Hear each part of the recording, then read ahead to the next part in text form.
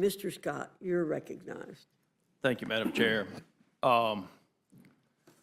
First of all, if you're watching this, I want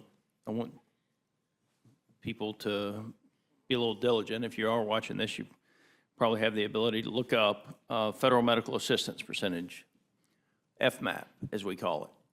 Medicaid is jointly funded between the state and the federal governments. Now, that's one of the key facts that the Democrats aren't telling you. And just factually speaking, it's jointly funded between the state and the federal governments. And there won't be anybody pushed off of the Medicaid rolls unless the states decide to push them off the Medicaid rolls. They're just making stuff up to scare you. Now, as far as the deficit under President Trump goes, I looked this up.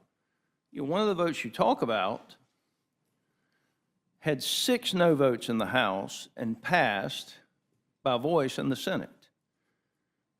There are 2, Chip Roy and Andy Harris, are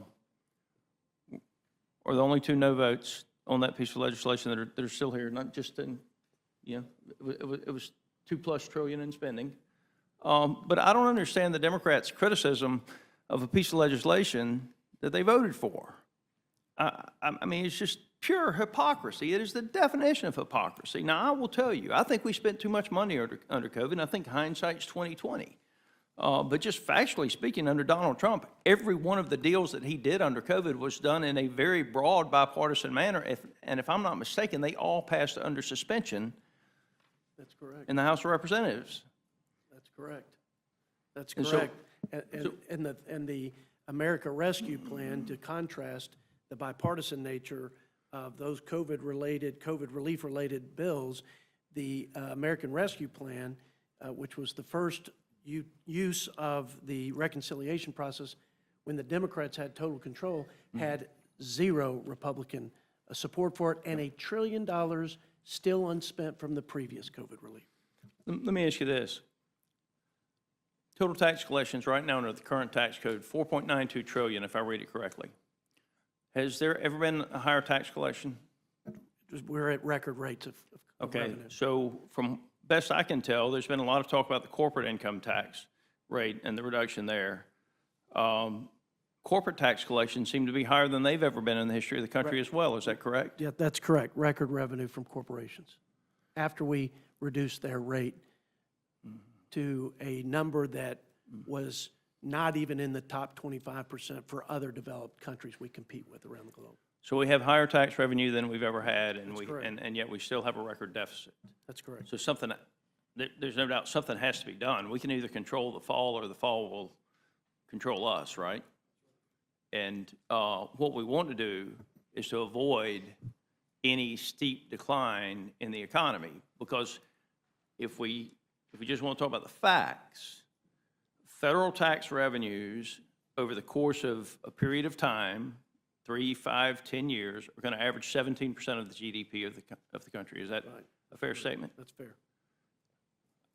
I mean, so the key to getting us out of this problem that we're in with this deficit, and it's a problem for everybody, rich, poor, Right.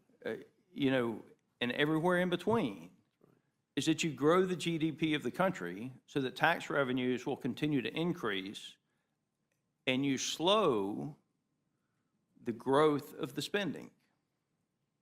And that is pretty much what this resolution says we're going to do, correct? It was the play that our country ran after World War II that allowed us to emerge as the only global superpower. Well, all I know, the tax revenue is going to be a percentage of the GDP. If you turn around and let the current tax law expire, the tax law that's led to higher tax revenues than we've ever had in the history of the country, the giant sucking sound coming from the IRS, taking money out of the pockets of the American citizens and the business owners, is going to lead to a recession. That's correct. And if we have a recession, will we have higher or lower tax revenues? Lower tax revenue. Madam Chair, I think I learned just the economic facts back in high school and maybe expanded on them a little bit in college, but I don't understand what the confusion here is. We have higher tax revenues than we've ever had in the history of the country. We still have an almost $2 trillion deficit. If we continue down this path, it's going to be a train wreck that is going to bankrupt virtually every American. We cannot allow these tax cuts to expire. And undermine the sustainability of every government program. Whether you're for it, whether you supported it, every government program from farm bills to infrastructure to Medicaid, every program is in jeopardy of being undermined by a sovereign debt crisis. And Did Texas have a surplus this year? yes, sir. So did Georgia. I think well-run states have a surplus, and I think that those state legislatures who have to balance their budget, just like we should, will in a bipartisan manner make sure that their people are taken care of, even if there is a small increase, a slight increase